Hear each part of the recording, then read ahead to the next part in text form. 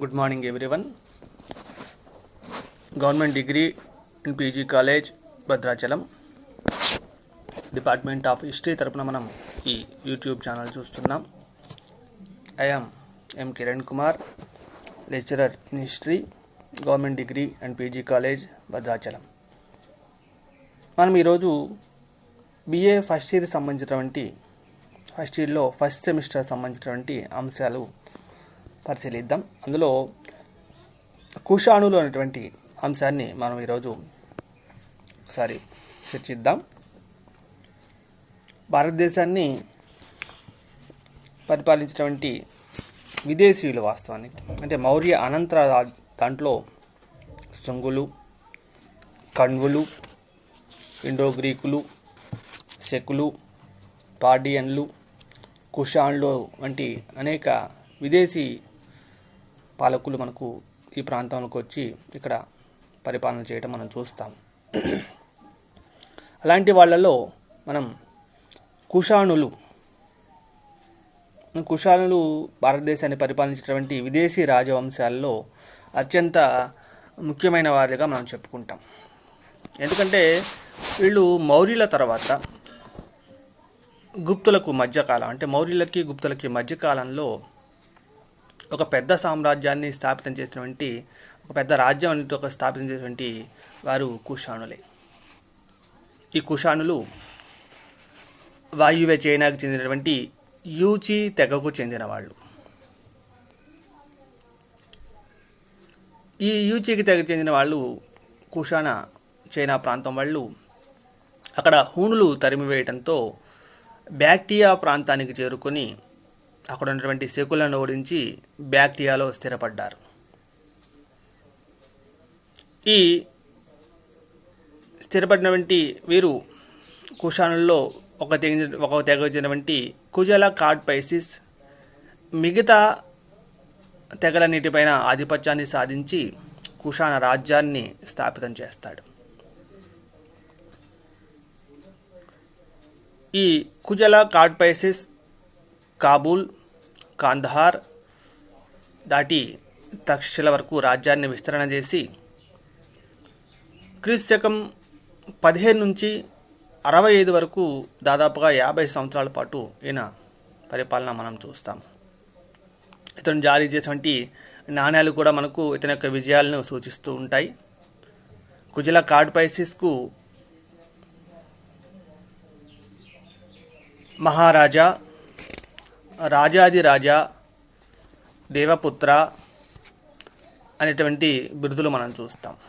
అంటే కుజల కార్డ్పైసిస్ మనకు రాజ్యాన్ని స్థాపితం చేయడంలో ప్రధానమైనటువంటి పాత్రను పోషించిన క్యాండిడేట్గా మనం కుజల కార్డ్పైసిస్ని చూస్తాం. అంటే యూచి తెగకు అంటే చైనా ప్రాంతానికి చెందినటువంటి యూచి తెగకు చెందిన వీరు తర్వాతి కాలంలో శకుల హూణుల దాడికి తట్టుకోలేక బ్యాక్టియా ప్రాంతానికి చేరుకొని అక్కడ ఉన్నటువంటి బ్యాక్టియన్స్ను ఓడించి అంటే శకులను ఓడించి బ్యాక్టియాలో స్థిరపడటం మనం చూస్తాము. కాబూల్, కాందహార్ దాటి తక్షశిల వరకు రాజ్యాన్ని విస్తరణ చేసినటువంటి కుజల కార్డ్పైసిస్ మహారాజా, రాజాదిరాజా, దేవపుత్ర అనేటువంటి బిరుదులు ధరించాడు. అతని తర్వాత మనకు ప్రధానమైనటువంటి వ్యక్తుల గురించి మనం ఇప్పుడు చూద్దాం. వాళ్ళలో కుజల కార్డ్పైసిస్ తర్వాత ఇమా కార్డ్పైసిస్ సింహాసనం అధిష్ఠించాడు. ఈయన 65 నుంచి 75 వరకు ఒక 10 సంవత్సరాల పాటు పరిపాలన అందించాడు. ఇతని పరిపాలనా కాలంలో గాంధార, పంజాబ్లను ఆక్రమించి మధుర వరకు కుషాణ రాజ్యాన్ని విస్తరణ చేయటం మనం చూస్తాము. చైనా పాలకుడు పావో చావో చేతిలో ఓటమి పాలైనట్లు కూడా ఈయన తెలుస్తుంది. ఇతడు వేసినటువంటి బంగారు నాణ్యాలపై శివుడు, మహేశ్వర చిత్రాలు ఇతడు శైవ మతాన్ని స్వీకరించినట్లు తెలియజేస్తున్నాయి.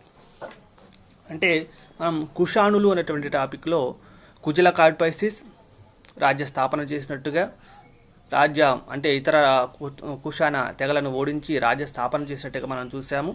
ఆ తర్వాత మనం కుషాణులలో విమాకాడ్పైసిస్ గురించి కూడా మనం పరిశీలించాము. ఈ విమాకాడ్పైసిస్ క్రీస్తకం 65లో సింహాసనం అధిష్ఠించి 75 వరకు పరిపాలన అందించాడు. ఇతడు గాంధార, పంజాబ్లను ఆక్రమించి మధుర వరకు విస్తరించి రాజ్యాన్ని విస్తరణ చేశాడని మనం చూస్తాము. ఇతడు చైనా పాలకుడైనటువంటి పాన్ చావో చేతిలో ఓటమి పాలైనట్లు కూడా మనకు తెలుస్తుంది.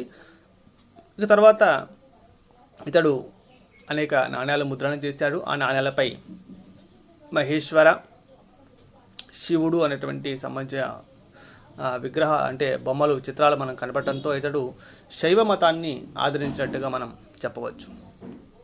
ఇక మనం కుషాణులలో గొప్పవాడైనటువంటి కనిష్కుడి గురించి చూద్దాం. కనిష్కుడు కుషాణ పాలకుల్లో సుప్రసిద్ధుడు, అగ్రగణ్యుడిగా చెప్పాల్సి ఉంటుంది. విమాకాడ్పైసిస్ తర్వాత కొన్ని సంవత్సరాలకు కనిష్కుడు సింహాసనం మీద అధిష్ఠించాడు. కనిష్కుడు విమాకాడ్పైసిస్కి మధ్య సంబంధం ఆయన కొడుక అనేది మాత్రం ఖచ్చితంగా తెలియదు.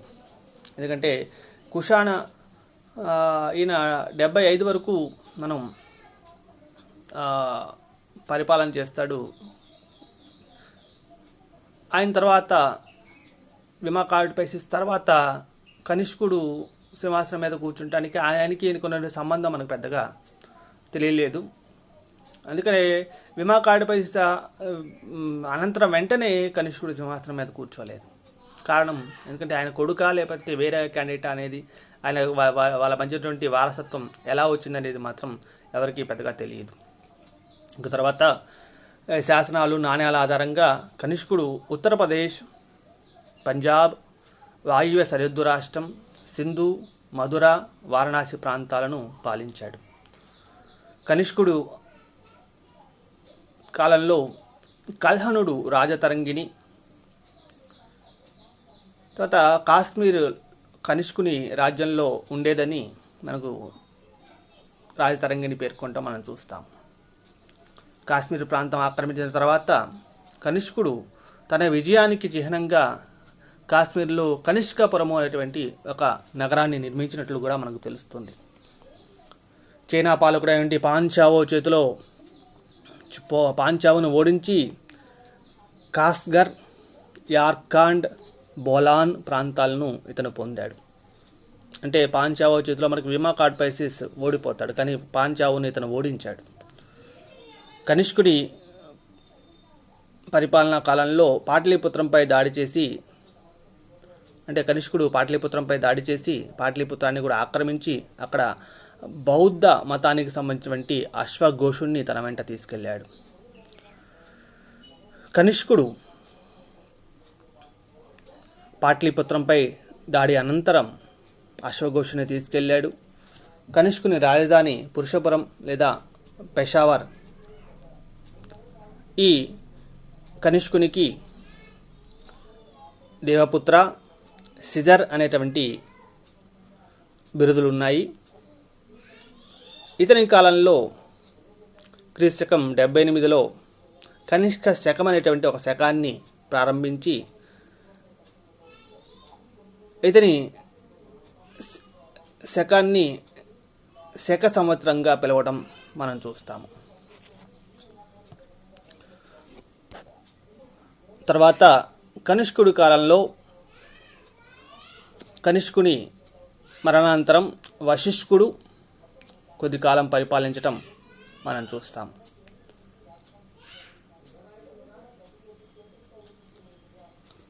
వశిష్ఠుడి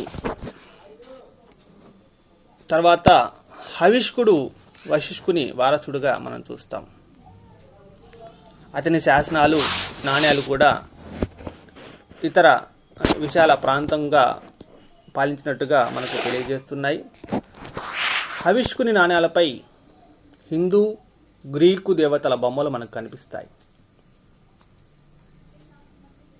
అంటే కుజలకాడ్పైసిస్, విమాకాడ్పైసిస్, విమకాడుపైసిస్ తర్వాత కనిష్కుడు తర్వాత హువిష్కుడు తర్వాత అంటే వశిష్కుడు తర్వాత హువిష్కుడు వారసుడుగా వచ్చినట్టుగా మనం చెప్పాల్సి ఉంటుంది. హువిష్కుని నాణేలపై హిందూ గ్రీకు దేవతల బొమ్మలు మనం చూస్తాము. చివరి కుషాణ పాలకుడు వాసుదేవుడు. ఇతని కాలంలో వీరు పూర్తిగా భారతీయతను సంతరించుకున్నారు.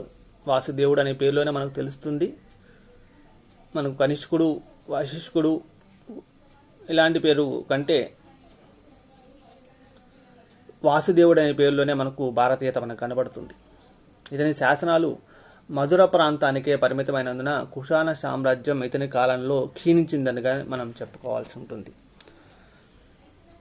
220 ప్రాంతంలో వాసుదేవుని పాలన ముగియటంతో కుషాణుల పాలన తెర మరుగయ్యింది.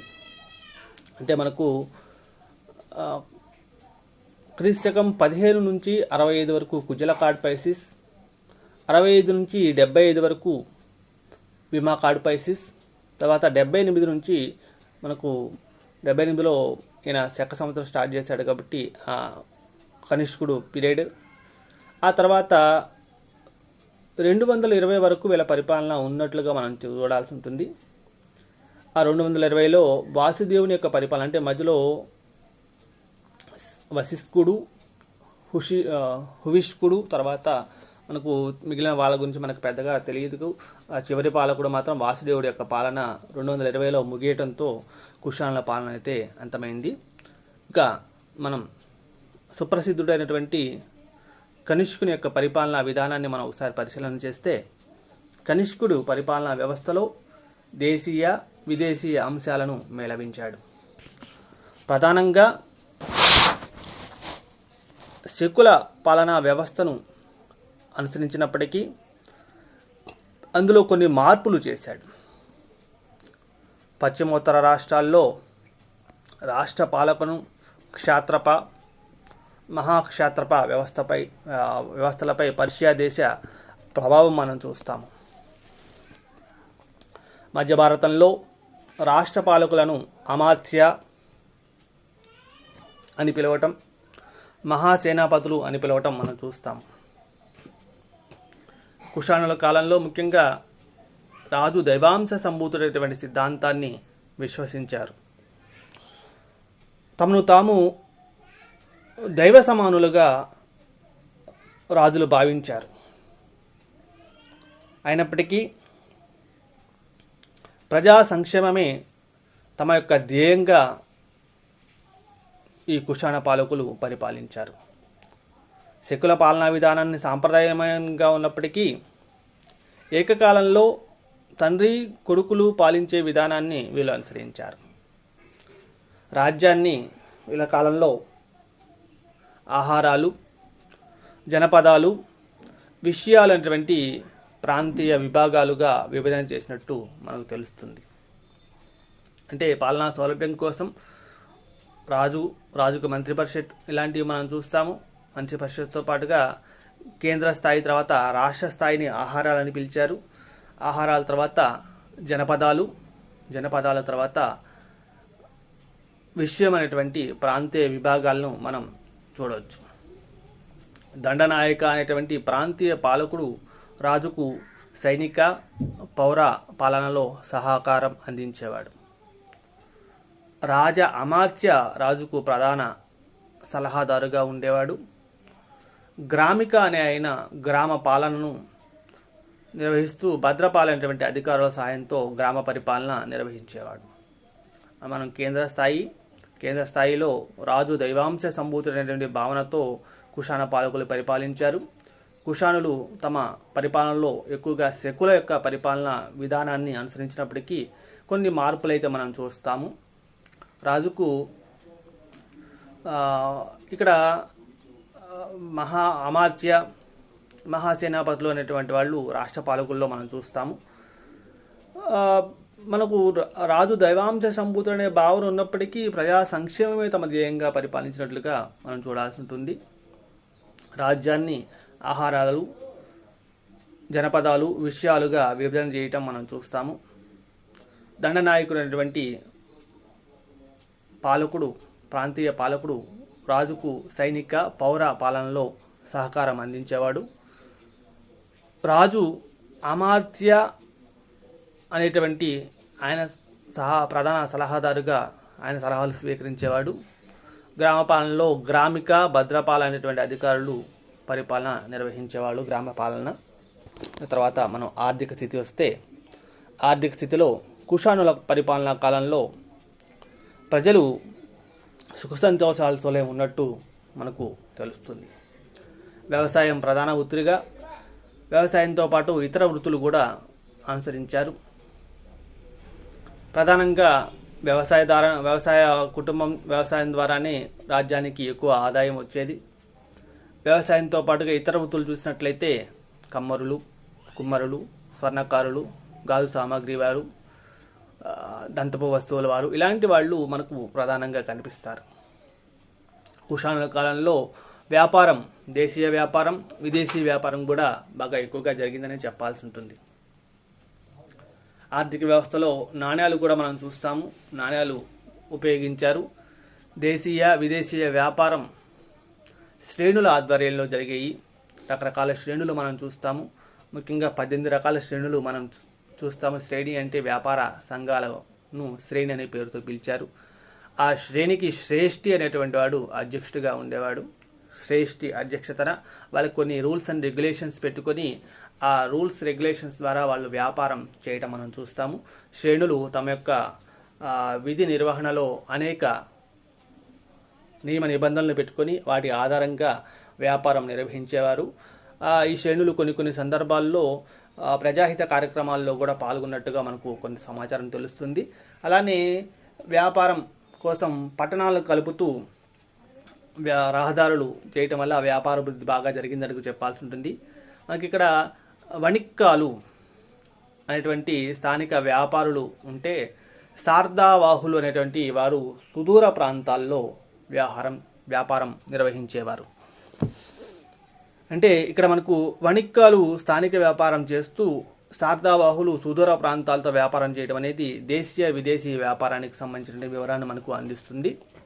అలానే రోమ్తో గల విదేశీ వాణిజ్యం భారతదేశంలో ఎప్పటికూ అనుకూలంగానే ఉండేది. పెరిప్లస్ ఆఫ్ ది ఎరిత్రియన్ సీలో కూడా మనకు దీని విషయం మనం చూస్తాము. మొత్తంగా రోమ్తో బంగారం భారతదేశానికి పెద్ద మొత్తంలో బంగారం భారతదేశానికి చేరుతుందని కొన్ని ఆధారాలు తెలుస్తుంది.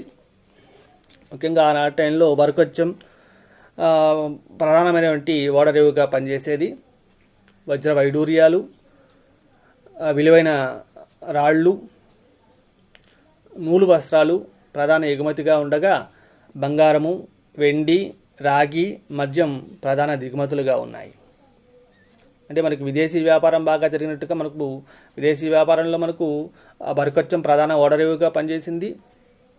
వజ్ర వైడూర్యాలు, విలువైన రాళ్ళు, నూలు వస్త్రాలు ప్రధాన ఎగుమతులుగా ఉంటే, బంగారము, వెండి, రాగి, మద్యం లాంటివి దిగుమతులుగా ఉండేవి. కుషానులు దినార్ అనేటువంటి బంగారు నాణ్యాలను, కర్షాప్ అనేటువంటి రాగి నాణ్యాలను జారీ చేశారు. దినార్ అనేటువంటి వెండి నాణ్యం, బంగారు నాణ్యము, అలానే కర్షాప్ అనేటువంటి రాగి నాణ్యాన్ని జారీ చేశారు. శ్రేణులు కూడా సొంత నాణ్యాలు కొన్ని ఉపయోగించినట్టుగా మనం చూస్తాం. శ్రేణులు స్పెషల్గా కొన్ని నాణ్యాలను ఉపయోగించినట్టుగా మనం చూడాల్సి ఉంటుంది. తర్వాత సమాజం వస్తే, సమాజంలో కుల వ్యవస్థ ఉంది. బ్రాహ్మణ, క్షత్రియ, వైశ్య, శూద్ర అనేటువంటి చాతుర్వర్ణ వ్యవస్థ మనకు కనబడుతుంది. బ్రాహ్మణులు ఈ కాలంలో కూడా ఉన్నత స్థానాన్ని పొంది ఉన్నారు. పితృస్వామిక కుటుంబంలో తండ్రి అత్యున్నత స్థానాన్ని పొందాడు. కుటుంబ పెద్దని గృహపతి అని పిలిచేవారు. సమాజంలో స్త్రీకి కూడా గౌరవప్రదమైన స్థానమే ఉంది. ఉన్నత శ్రేణి స్త్రీలు దాన ధర్మాలు చేసినట్లుగా కూడా మనకు శాసనాల వల్ల తెలుస్తుంది. అలానే కులాంతర వివాహాలు మనకు పెద్దగా కనిపించవు. బహుభార్యత్వం అనేది మనం చూస్తాము. మగ సంతానం కోసం పురుషులు అంతకంటే ఎక్కువ వివాహాలు చేసుకున్న సందర్భాలు కూడా మనం చూస్తాము. కన్యాశుల్కం ఆచరణలో ఉందని అశ్వఘోషుని యొక్క బుద్ధ చరిత్ర అనేటువంటి గ్రంథం తెలియజేస్తుంది. గణిక వీధుల ప్రస్తావన ద్వారా వేశ్యావృత్తి కూడా ఉంది అనేటువంటి విషయం తెలుస్తుంది. నాటి స్త్రీలు, పురుషులు వెండి బంగారు నాణ్యాలు అంటే బంగారు ఆభరణాలు ధరించినట్టుగా మనకు తెలుస్తుంది. సమాజంలో మనం ఈ కాలంలో కుషాణుల కాలంలో చూస్తే మనకు సమాజంలో బ్రాహ్మణ, క్షత్రియ, వైశ్య, శూద్ర అనేటువంటి చాతుర్వర్ణ వ్యవస్థ కనిపిస్తుంది. అలానే కుటుంబ పెద్ద గృహపతిగా పిలువబడ్డాడు. స్త్రీకి గౌరవప్రదమైన స్థానం ఉంది. కులాంతర వివాహాలు లేవు. బహుభార్యత్వం ఉంది. స్త్రీలు దానాలు ధర్మాలు చేసినట్టుగా కూడా మనం చెప్పబడుతుంది. కొన్ని సందర్భాలలో కన్యాశుల్కం కూడా ఉందని అశ్వఘోషుని యొక్క రచన వల్ల, బుద్ధ చరిత్ర వల్ల మనకు తెలుస్తుంది. గణిక వీధుల ప్రస్తావన వల్ల వేశ్యావృత్తి ఉందని కూడా మనకు తెలుస్తుంది. మధురలో ఉన్నటువంటి బుద్ధుని విగ్రహాలు చూస్తే పొడవాటి కుర్తా, ప్యాంటు లాంటి బూట్లు వేసుకున్నటువంటి కృష్ణుని విగ్రహాలు చూస్తాం మనం. వినోదాలు, సంగీతం, నాట్యం, వేట, చదరంగం లాంటి వినోదాలు అయితే మనం సమాజంలో మనం ప్రధానంగా చూస్తాం. ఇక మనం మతం విషయానికి వస్తే కనిష్కుడి కాలంలో మతం బౌద్ధ మత సేవ ఎక్కువగా మనం చూస్తాము. కనిష్కుడు సైనిక విజయాల కంటే బౌద్ధ మత సేవ కూడా అలానే చేశాడని మనం చెప్పాల్సి ఉంటుంది. ఈయన్ని రెండవ అశోకుడుగా కూడా పిలుస్తారు. అంటే అశ్వఘోషుని ఉపదేశంతో కనిష్కుడు బౌద్ధ మతాన్ని స్వీకరించాడు. కనిష్కుడు బౌద్ధ మతం స్వీకరించడంతో బౌద్ధ మతం ఇంకొంచెం బలోపేతమైందని చెప్పాల్సి ఉంటుంది. కనిష్కుడు అనేక విహారాలు, చైత్యాలు నిర్మాణం చేశాడు. కనిష్కుడు కూడా అశోకులానే బౌద్ధ మతాన్ని విదేశాలకు వ్యాప్తి చేయడంలో తన వంతు కృషి చేశాడు. అందుకనే ఇతన్ని మనం రెండో అశోకుడిగా పిలవడానికి కూడా కారణం అదే. బౌద్ధ మత ప్రచారానికై కాశ్యప, మాతంగ వంటి వారిని చైనా, టిబెట్, మధ్యాసియా ప్రాంతాలకి ఈ కాలంలో పంపించడం కూడా మనం చూస్తాం. బౌద్ధ మతంలోని వివిధ వర్గాల మధ్య ఏర్పడినటువంటి విభేదాలను తొలగించడం కోసం, అలానే మత ప్రచారం చేయడం కోసం కూడా ఇతని కాలంలో 4వ బౌద్ధ సంగీతి కాశ్మీర్లోని కుందనవనంలో నిర్వహించడం మనం చూస్తాం. అంటే బౌద్ధ మతంలో ఉన్నటువంటి విభేదాలు తొలగించే ప్రయత్నం మనం చూస్తాం. 4వ బౌద్ధ సంగీతి కాశ్మీర్లోని కుందనవనంలో మనం ఇతని కాలంలో జరగటం మనం చూస్తాము. టిబెట్ చరిత్రకారుడైనటువంటి తారానాథ్ తెలిపిన దాని ప్రకారం 4వ బౌద్ధ సంగీతికి వశిష్ఠుడు అధ్యక్షుడు వహించగా అశ్వఘోషుడు ఉపాధ్యక్షుడిగా వ్యవహరించాడు. దేశ విదేశీ నుంచి వచ్చినటువంటి దాదాపుగా 500 మంది భిక్షువులు ఈ బౌద్ధ సంగీత్కి హాజరై బౌద్ధ సిద్ధాంతాలను, పవిత్ర గ్రంథాలను గురించి చర్చించడం మనం చూస్తాము. ఈ చర్చల సారాంశాన్ని మహావిభాష్య శాస్త్రం అనేటువంటి రూపంలో క్రోడీకరించడం కూడా మనం చూస్తాం. మహావిభాష శాస్త్రం అంటే 4వ బౌద్ధ సంగీతిలో హాజరైనటువంటి బౌద్ధ సన్యాసులు, బౌద్ధ సిద్ధాంతులు ఎవరైతున్నారో, ఆ బౌద్ధ పెద్దలు, భిక్షువులు ఎవరైతున్నారో ఆ బౌద్ధ భిక్షువులు చేసేటువంటి చర్చల ఫలితంగా ఆ సారాన్ని మొత్తం మహావిభాష శాస్త్రం అనేటువంటి రూపంలో క్రోడీకరించడం మనం చూస్తాం. కనిష్కుడి కాలంలో మహాయానం, హీనయానం వంటి 2 శాఖలు స్థిరపడి మహాయానం బాగా కనిష్కుడి కాలంలో బాగా ప్రచారం పొందింది. కనిష్కుడు కూడా మహాయానాన్ని ఎక్కువగా ఆదరించాడు.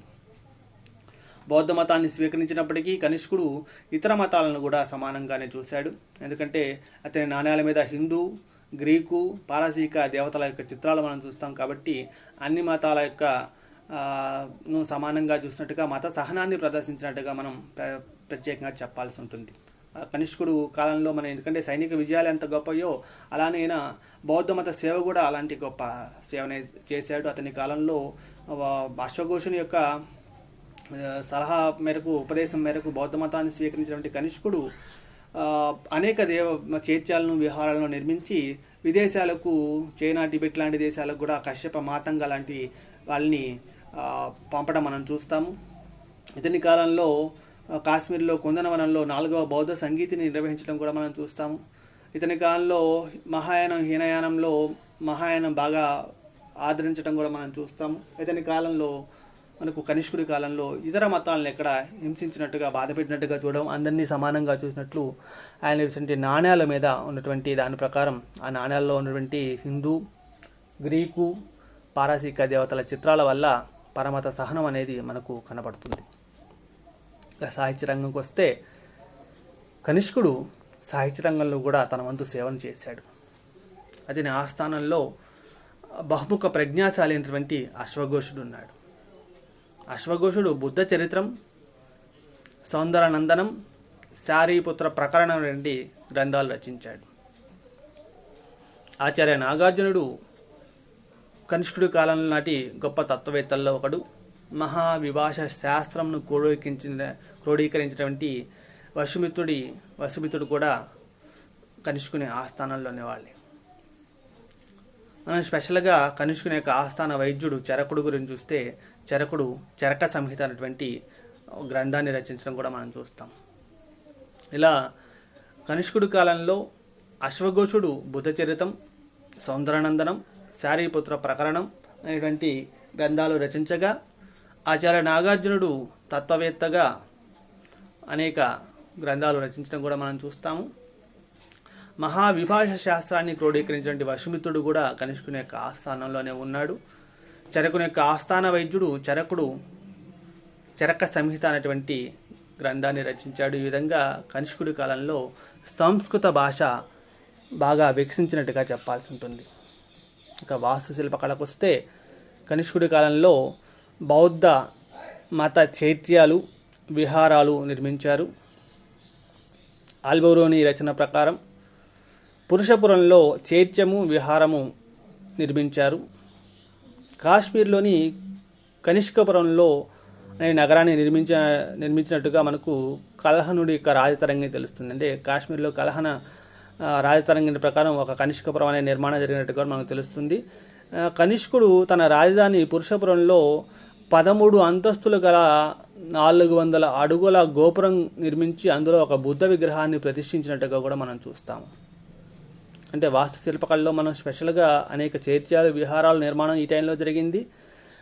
ఈ టైంలో చైత్యాలు, విహారాలు ఉన్నట్టు ఆల్బెరోని రచన వల్ల తెలుస్తుంది. అలానే కలహనుడి యొక్క రాజతరంగి ద్వారా కనిష్కపురం కాశ్మీర్లో నిర్మాణం చేసినట్టుగా కూడా మనం చూస్తున్నాము. తర్వాత ఈ టైంలో ఈ కాలంలో పురుషపురంలో 13 అంతస్తులలో 400 అడుగుల గోపురం నిర్మించి అందులో బుద్ధుని యొక్క విగ్రహాన్ని పెట్టినట్టుగా కూడా మనం చూస్తాము. మనకి చివరిగా గాంధార శిల్పకళ, ఇదొక స్పెషల్ టాపిక్. కుషానుల కాలంలో గాంధార శిల్పకళ బాగా అభివృద్ధి చెందింది, ప్రసిద్ధిగాంచింది. ఈ కనిష్కుడి కాలంలో ఈ కళకు ఒక ప్రత్యేక ప్రోత్సాహం కూడా లభించింది. గాంధార శిల్పకళనే మనం ఇండో గ్రీకు శిల్పకళ అని కూడా పిలుస్తాము. దీనికి గాంధార అని పిలువబడేటువంటి పెషావర్ దీని యొక్క ప్రధాన కేంద్రం. పూర్వం గ్రీకు పాలకులు ఈ ప్రాంతాన్ని పరిపాలించారు. ఈ ప్రాంతంలో వికసించినటువంటి శిల్పకళపై గ్రీకుల యొక్క ప్రభావం మనకు కనపడుతుంది. గాంధార శిల్పకళ రీతిలో భారతీయ శిల్పుల్లో ఎక్కువ మందిలో గ్రీకు, రోమన్ శిల్పులు కూడా ఉండటంతో భారతీయ గ్రీకు శిల్పకళల సమ్మేళనంగా గాంధార శిల్పకళ మనం చూస్తాం. బౌద్ధ శిల్పాలు ముఖ్యంగా గాంధార శిల్పకళలు ఎక్కువగా మనం చూస్తాం. ఇప్పుడు మనం చూస్తే ఇక్కడ పక్కనే ఉన్నటువంటి బుద్ధుడు చూస్తే బుద్ధుడిని ఒక రింగలు తిరిగినటువంటి జుట్టు చూస్తాము, బలిష్టమైనటువంటి శరీరాన్ని చూస్తాము, వెంట్రుకలు ముడి తిరిగి సిగముడి వేసుకున్నట్టుగా చూస్తాము, ముఖ భంగిమలు చూస్తే అర్ధ నిమిలేదని అంటే సగం తెరిసినటువంటి కళ్ళు చూస్తాం, చిరునవ్వుతో ఉన్న ముఖాన్ని చూస్తాము. అంటే ఇక్కడ చూస్తే ఎలా ఉందంటే బుద్ధుడు ఒక బౌద్ధ సన్యాసిలాగా, బౌద్ధ భిక్షువుగా లాగా ఉండకుండా ఒక గ్రీకు వీరుడు ఎలా అయితే ఉంటాడో, ఒక బాడీ బిల్డర్ ఎలా ఉంటాడో అలా నిర్మాణం చూస్తాం. ఒక రింగులు తిరిగిన జుట్టు మనం చూస్తాము, బలిష్టమైన శరీరం చూస్తాము, వెంట్రుకలు సిగముడి వేసుకుంటాం చూస్తాం, ఆ ముఖ భంగిమ చూస్తే త్రిముఖ భంగిమలు చూస్తాం. అక్కడ సగం అర్ధ నిమిలిత సగం తెరిచి సగం మూసినట్టుగా ఉన్నటువంటి కళ్ళు, చిరునవ్వుతో ఉన్నటువంటి ముఖాన్ని, ప్రతి చోట ముడతలు కూడా కనిపించేటట్టుగా మనం చూస్తాము. అంటే ఈ గాంధార శిల్పకళలో బుద్ధునికి ఒక రూపం గాంధార శిల్పకళలో వచ్చినట్టు ఇప్పుడు ఆ విగ్రహాన్ని మనం బుద్ధుడిగా మనం చూస్తున్నాం. అంటే బుద్ధుడు చనిపోయిన తర్వాత చాలా కాలం తర్వాత బుద్ధుడి విగ్రహాలు చెక్కారు. అంటే బుద్ధుడి విగ్రహం వాస్తవానికి బుద్ధుడు అలా ఉండడు, కానీ బుద్ధుడు అలా ఉంటాడని ఊహించి చెక్కినటువంటి శిల్పాలు గాంధార శిల్పకళలో మనం కనపడతాయి. మనం దాన్నే మనం బుద్ధుడిని నమ్ముతున్నాము. ఈ గాంధార శిల్పకళలో గ్రీకుల భౌతిక సౌందర్యం, భారతీయుల యొక్క ఆధ్యాత్మికత కనిపిస్తాయని చెప్పి అంటారు. అంటే వాస్తవానికి బుద్ధుడు అనే ఆయన భారతీయుడు, దాంట్లో భౌతిక సౌందర్యం మాత్రం గ్రీకులతో మనకు కనిపిస్తుంది. ఇండో గ్రీకు శిల్పకళగా మనం అందుకే దీన్ని పిలుస్తాం. గాంధార శిల్పకళ బౌద్ధ మతంలో మనం స్పెషల్గా మనం చెప్పుకోవాల్సి ఉంటుంది. ఆ గాంధార శిల్పకళలో బుద్ధుడి బోధిసత్వుని యొక్క విగ్రహాలు మనం చూస్తాము. అలానే బుద్ధుని జీవితంలోని ప్రధాన ఘట్టాలను శిల్పరూపంలో కూడా గాంధార శిల్పకళలో మనం చూస్తాము. ఈ గాంధార శిల్పకళ మధుర శిల్పకళ తర్వాత అమరావతి శిల్పకళ మీద కూడా ప్రభావితం మనం చూస్తాము. అంటే స్పెషల్గా గాంధార శిల్పకళ అనేది ఎందుకోసం చెప్తున్నాం అంటే ఈ పెషావర్ ప్రాంతం ముందుగా గ్రీకు పాలకుల యొక్క పరిపాలనలో ఉండటంతో అక్కడ శిల్పుల మీద గ్రీకుల యొక్క ప్రభావం బాగా కనబడుతుంది. ఆ గ్రీకు రోమన్ ప్రభావం మనకు కనబడుతుంది. ఆ గ్రీకు రోమన్ శిల్పుల యొక్క ప్రభావంతో భారతీయ బుద్ధుడి విగ్రహాన్ని అక్కడ చెక్కడం మనం చూస్తాం. దాంతో వాళ్ళ బాడీ ఎలా ఉంటుందో అలా చెక్కారు. బుద్ధుడు ఇలా ఉంటాడని వాళ్ళు ఊహించుకొని బుద్ధుడు విగ్రహాన్ని ఒక బాడీ బిల్డర్ లాగా చెక్కారు. అలానే ఆయన యొక్క జుట్టు చూసినా కానీ ఆ గ్రీకు వాళ్ళ జుట్టులానే రింగులు తిరిగిన జుట్టు మనం చూస్తాం. బలిష్టమైన బాడీ చూస్తాము. వెంట్రుకలు కూడా సిగముడి వేస్తాం చూస్తాం. చెవులు పొడవైన చెవులు చూస్తాము. కళ్ళు అర్ధ నిమిలిత నేత్రాలు, సగం మూసి సగం తెరిచినట్టుగా మనం చూస్తాము. చిరునవ్వుతో కూడినటువంటి ఇది. మెడ దగ్గర కూడా ముడతలు మనం చూస్తాము. బాడీ మీద పల్చని వస్త్రం ఉన్నట్టుగా చూస్తాం. ఆయన అభయముద్రలో లేదా ధ్యానముద్రలో ఉన్నట్టుగా అనేక విగ్రహాలు, దాంట్లో నిల్చున్న విగ్రహాలు, సైన బుద్ధుడి విగ్రహాలు, ఆసన బుద్ధుడి విగ్రహాలు కూడా మనం చాలా చూస్తాం. అలా బుద్ధుడి విగ్రహాల్లో స్పెషల్గా బుద్ధుడికి ఒక రూపాన్ని ఎక్కువగా మనకు ఈ గాంధార శిల్పకళలోనే మనం చూస్తాము. ఇలా గాంధార శిల్పకళలో బుద్ధుడి విగ్రహంలో ఇండో గ్రీకు ప్రభావం బాగా కనిపిస్తుంది. ఈ గాంధార శిల్పకళ బుద్ధుని విగ్రహాలను, బుద్ధుని యొక్క జీవితంలో ఘట్టాలు కూడా మనం చూస్తాము. ఆ గాంధార శిల్పకళ యొక్క ప్రభావం మధుర శిల్పకళ మీద, అమరావతి శిల్పకళ మీద కూడా ప్రభావం చూపిందని మనం చెప్పక తప్పదు. ఇలా మనం ఈరోజు కుషాణులు అనేటువంటి టాపిక్ని మనం ఈరోజు చర్చించాము. కుషాణుల కాలంలో మనం కుషాణులు ఎలా అంటే మౌర్యుల తర్వాత కుషాణులు ఎలా అంటే చైనాకు చెందిన యూచి వాళ్ళు భారతదేశానికి ఎలా వచ్చారు, బ్యాక్టీరియా ఎలా స్థిరపడ్డారు, తర్వాత కుజల కాడ్పైసిస్, తర్వాత విమా కాడ్పైసిస్, తర్వాత కనిష్కుడు ఎలా పరిపాలన చేశాడు, కనిష్కుడు తర్వాత వశిష్ఠుడు తర్వాత హువిష్కుడు, ఇలా ఎలా వాళ్ళ యొక్క పరిపాలన, చివరి పాలకుడు అంటే వసుదేవుడు తర్వాత ఎలా పాలన అంతమైందని చూస్తూ కనిష్కుని యొక్క పరిపాలనా విధానాన్ని, కేంద్ర స్థాయి, రాష్ట్ర స్థాయిని కూడా మనం చూసాము. తర్వాత ఆర్థిక వ్యవస్థలో వ్యవసాయాన్ని, వాణిజ్యాన్ని, శ్రేణులకు సంబంధించిన విషయాల్ని, ఎగుమతి దిగుమతికి సంబంధించిన విషయాల్ని మనం చూసాము. సమాజంలో వర్ణ వ్యవస్థ ఎలా ఉంది, గృహ ప్రత్యేక కుటుంబ వ్యవస్థలో పెద్ద పురుషుడు ఎలా ఉన్నాడు అనే విషయాన్ని మనం చూసాము. తర్వాత స్త్రీ పరిస్థితి ఎలా ఉందనేది కూడా చూసాం. కులాంతర వివాహాలు, బహుభార్యత్వం లాంటివి మనం చూస్తాము. అలానే కన్యాశుల్కం కూడా ఉన్నట్టుగా మనం చూడాల్సి ఉంటుంది. తర్వాత మతం విషయంలో బుద్ధుడు అంటే అశ్వఘోషుని ప్రభావంతో కనిష్కుడు బౌద్ధ మతాన్ని స్వీకరించాడు. బౌద్ధం స్వీకరించినటువంటి అశ్వఘోషుడు బౌద్ధ మతానికి సంబంధించిన అనేక సేవలు చేశాడు. విదేశాలకు కూడా బౌద్ధ ప్రచారకులను పంపడం మనం చూస్తాము. కుందనవనంలో 4వ బౌద్ధ సంగీతం నిర్వహించాడని, అందులో అశ్వఘోషుడు ఉపాధ్యక్షుడిగా ఉండగా వశిమిత్రుడు అధ్యక్షుడిగా వహించినట్టుగా మనం ఈ తారనాథ్ రాసిన వంటి రచన ప్రకారం మనకు తెలుస్తుంది. ఇందులో మహావిభాష శాస్త్రం అనేటువంటి ఒక గ్రంథాన్ని కూడా క్రోడీకరించినట్టుగా మనకు తెలుస్తుంది. ఇక్కడ హీనయానం మహాయానం స్థిరపడి కనిష్కుడు మహాయానాన్ని బాగా ప్రోత్సహించినట్టుగా మనకు తెలుస్తుంది. కనిష్కుడు మహాయానాన్ని ప్రోత్సహించినప్పటికీ ఇతర మతాలను గౌరవించినట్టుగా ఆయన యొక్క నాణ్యాల మీద ఉన్నటువంటి బొమ్మల వల్ల తెలుస్తుంది. అలానే ఇతని కాలంలో బుద్ధ చరిత్రను రాసినటువంటి అశ్వఘోషుడు, నెక్స్ట్ ఆచార్య నాగార్జునుడు, తర్వాత వసుమిత్రుడు, చరక సంహిత రాసిన చరకుడు లాంటి అనేక మంది కవులు ఉన్నట్టుగా మనం చూసాము. వాస్తు శిల్పకళలో ఇతని కాలంలో కనిష్కపురం నిర్మాణం చూసాము. ఆ తర్వాత ఇతని టైంలో పురుషపురంలో 13 అంతస్తులలో ఉన్నటువంటి గోపురం, అందులో బుద్ధుడి విగ్రహాన్ని గురించి కూడా మనం వాస్తు శిల్పకళలో చూసాము. ముఖ్యంగా శిల్పకళ విషయానికి వస్తే గాంధార శిల్పకళ ఎలా డెవలప్ అయింది, గాంధార శిల్పకళలో బుద్ధుడి యొక్క విగ్రహాలు ఎలా నిర్మాణం చేశారు, ఎలా ఇండో గ్రీకు శిల్పుల యొక్క సమ్మేళనం ఎలా ఉందనే విషయాన్ని మనం ఈరోజు చర్చించడం జరిగింది. ఈ విధంగా మనం కుషాణులు అనేటువంటి టాపిక్ని ఈరోజు కుషాణుల్లో దాదాపుగా ఆంధ్రాల విషయాన్ని మనం చర్చించడం జరిగింది. దాంట్లో ముఖ్యంగా గాంధార శిల్పకళ స్పెషల్గా మనం చూడటం జరిగింది. ఈ విధంగా మనం ఈరోజు కుషాణుల యొక్క విషయాన్ని పరిపూర్ణంగా చర్చించామని భావిస్తూ, దీనికి సంబంధించిన ఇంకేమైనా మీకు ఇన్ఫర్మేషన్ కావాలంటే మీరు సపరేట్గా మెసేజ్ పెడితే మేము ఇంకా ఎక్కువ ఇన్ఫర్మేషన్ ఇవ్వడానికి మేము సిద్ధంగా ఉన్నాము. అలానే మీరు ఏవైనా సజెషన్స్ ఇచ్చినా కానీ ఆ సజెషన్స్ కూడా మేము తప్పనిసరిగా ఫాలో అయ్యి నెక్స్ట్ క్లాస్లో దాన్ని ఫాలో అవుతామని తెలియజేస్తూ, మీకు అందరికీ ఈ క్లాస్ అర్థమై ఉంటుందని భావిస్తూ, ఈ క్లాస్ మీకు అందరికీ అర్థమైతే ఈ క్లాస్ సంబంధించిన లింక్ని మీ ఫ్రెండ్స్కి కూడా ఫార్వర్డ్ చేయండి. అందరికీ